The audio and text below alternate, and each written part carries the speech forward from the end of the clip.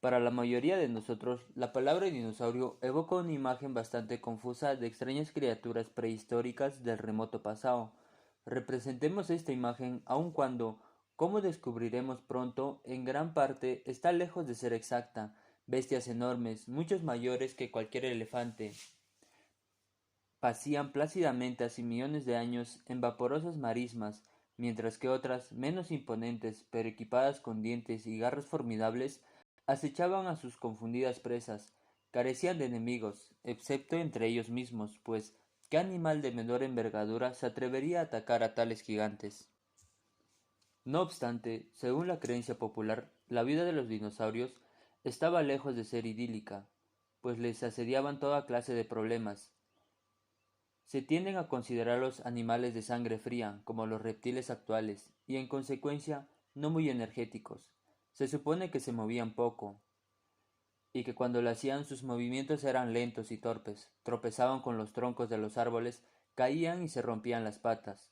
Algunos eran tan voluminosos que, cuando caían, ya no podían incorporarse. Sus cerebros eran muy pequeños, por lo que debían ser extremadamente estúpidos.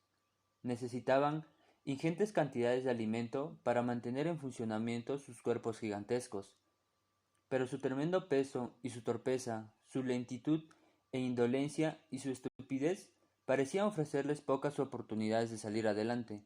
No podían correr con la suficiente rapidez para capturar animales con los que alimentarse, y ni siquiera eran lo bastante activos para hallar plantas suficientes que comer. Pronto se murieron de hambre y acabaron por extinguirse. Actualmente solo quedan sus huesos, ahora montados sus esqueletos en nuestros museos. Nos llenan de asombro por su tamaño fantástico.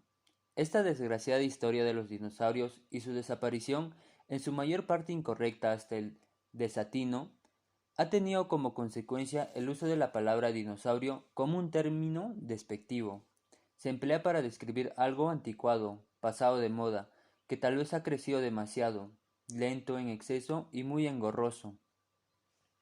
Algo que apenas tiene ya utilidad en nuestro mundo moderno, como los grandes transatlánticos de North Atlantic, el Queen Mary y el Queen Elizabeth.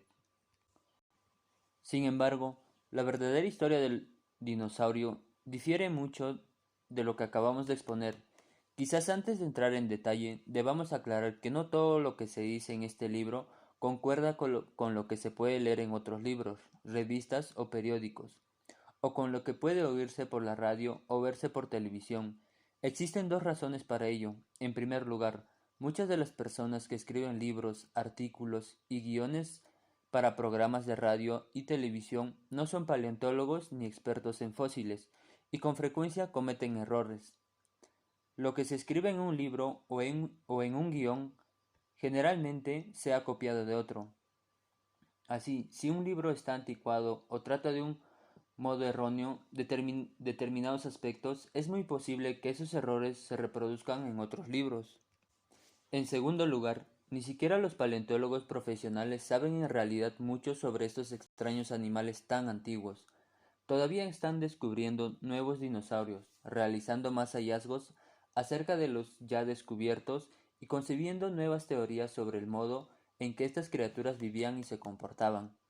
Muchas de las ideas que los especialistas tenían por ciertas hace veintena de años hoy se consideran con frecuencia totalmente erróneas, y en determinados aspectos los expertos están en desacuerdo entre ellos. En efecto, en los últimos años se han producido animadas controversias sobre temas relacionados con los dinosaurios, en su mayor parte todavía sin resolver, y cuyo seguimiento es fascinante, en especial para el lector que está preparado para tomar partido. ¿Qué es pues un dinosaurio? Muchas personas no suelen tener ni mucho menos claro y las ideas difieren de manera considerable. Algunos creen que cualquier animal prehistórico, de preferencia con un nombre impronunciable, es un dinosaurio. Para ellos no solo son dinosaurios el conocido Diclópodos y los tiranosaurios, brontosaurios y estegosaurios, sino también los pelicosaurios, caracterizados por sus aletas dorsales, los alados pterodáctilos, los grandes reptiles marinos e incluso los mamuts lonudos. Otros creen, y también están en un error, que el dinosaurio fue solo un tipo de reptil extinto. La mayoría de estas personas Si se les pregunta cuál era el aspecto de el dinosaurio, probablemente dirán que era una criatura enorme de 4 patas, con un cuello largo y la cabeza pequeña, que vivían en las aguas poco profundas de los grandes lagos. La verdad radica en algún punto entre estos dos extremos. Los dinosaurios son un grupo particular de reptiles prehistóricos, pero dentro de este grupo había centenares de especies diferentes, de la misma manera que hoy existen muchos mamíferos distintos. Algunos eran realmente muy grandes y llegaban a pesar hasta 80 toneladas o más, tanto como 20 elefantes de gran tamaño, pero otros eran muy pequeños. El dinosaurio más pequeño conocido no era mayor que un zorzal y debía de pesar unos pocos gramos. Algunos corrían sobre sus 4 patas traseras, mientras que otros se desplazaban en 2 patas. Había los que solo se alimentaban, mientras otros comían carne, matando a otros animales.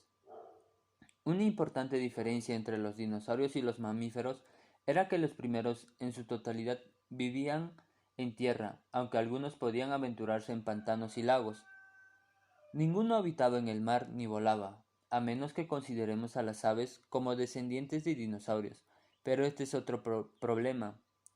Sin embargo, a pesar de su gran variedad, si los dinosaurios formaban un grupo zoológico, debían compartir al menos algunos caracteres comunes por los que este grupo podría definirse. La historia del descubrimiento de los dinosaurios empezó con Gideon Mantell, un doctor sueco y geólogo aficionado que halló dientes y huesos en las canteras de su comarca, allá por la década de 1820. Mantell creyó que el hallazgo correspondía a un grupo totalmente nuevo de animales, cuya existencia no se había sospechado hasta entonces. Parecía haberse caracterizado por su enorme tamaño y sus hábitos herbívoros, cualidades, así se creía en aquel entonces, reunidas solo en ciertos tipos de mamíferos. No obstante, en todos los demás aspectos, las criaturas de Mantell parecían haber sido auténticos reptiles, y Mantell prefería considerarlos como tales. Sus creencias fueron confirmadas por el gran zoólogo francés barón Georges Cuvier, quien en 1824 admitió generosamente que se había equivocado en su anterior negativa a aceptar la naturaleza reptiliana de los descubrimientos de Mantell. La idea que éste y Cuvier se formaron en este grupo de enormes reptiles herbívoros, sin duda debió excluir todo carnívoro gigantesco fósil, de los que por entonces ya se conocían algunos. Sin embargo, en 1841, gracias a los nuevos descubrimientos efectuados en 1825, Richard Owen sugirió la existencia de un grupo mayor que no excluía las formas carnívoras.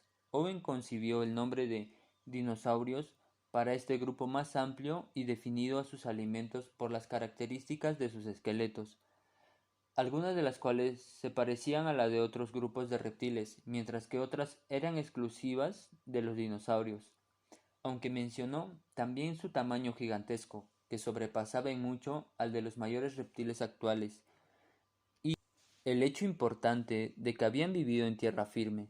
Por otro lado, no mencionó los hábitos herbívoros que les había atribuido Mantell y Cuvier, y entre las 3 formas que citó con los mejores ejemplos de su nuevo grupo de dinosaurios, incluía un megalosaurios, que por la configuración de sus dientes debió de ser en toda evidencia un carnívoro altamente predatorio.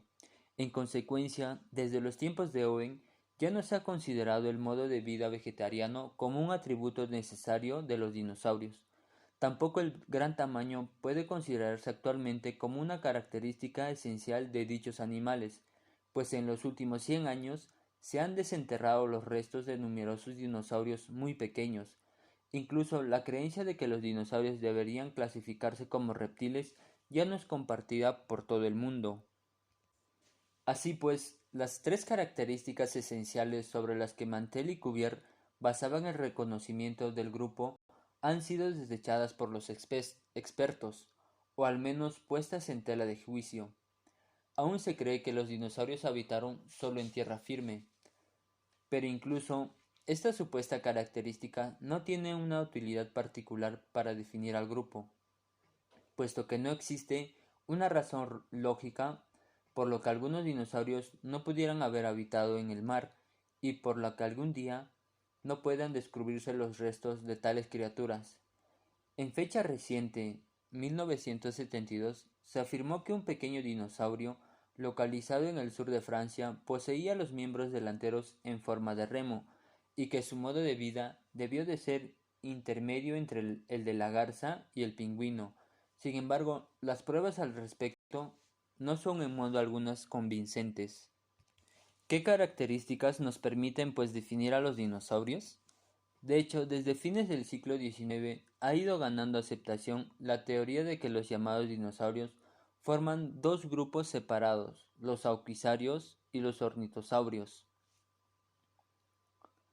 Si pudiéramos retroceder lo suficiente en el tiempo, descubriríamos sin duda que ambos grupos descendieron del mismo antepasado, un arcosaurio, pero los saurisquios y los ornitisquios puede que no estén más íntimamente relacionados entre sí de lo que están con ciertos grupos de arcosaurios, a los que no se considera dinosaurios, tales como los cocodrilos y los pterosaurios.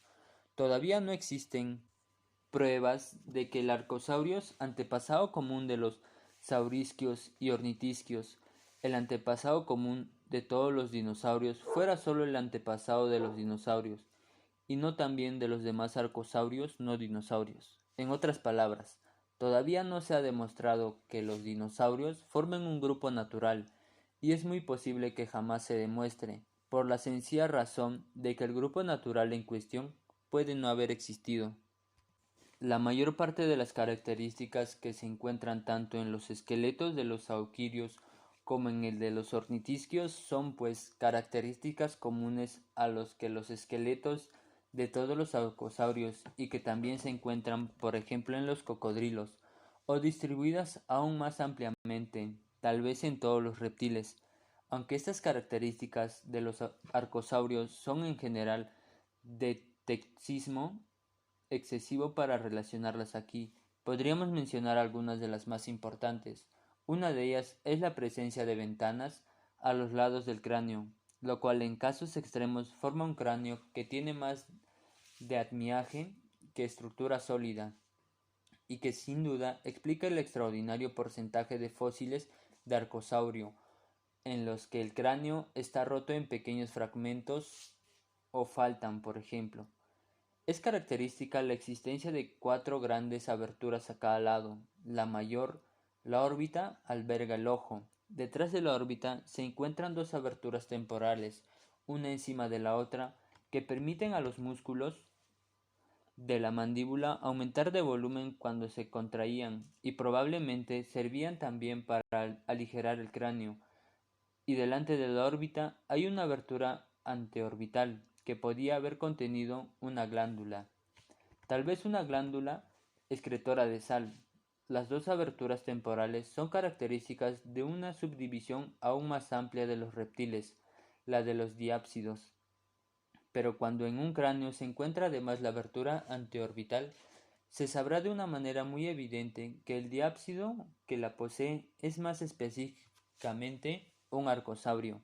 Además, las barras óseas situadas entre estas aberturas nunca se reducen o pierden en los reptiles arcosaurios, como si sucede en algunos diápsidos no arcosaurios, como lagartos y las serpientes. Por otro lado, en arcosaurios posteriores más avanzados, algunas de esas aberturas, excepto naturalmente el orbital, llegaron a cerrarse secundariamente. Bueno, eso sería toda mi exposición acerca de la verdadera historia de los dinosaurios. Gracias.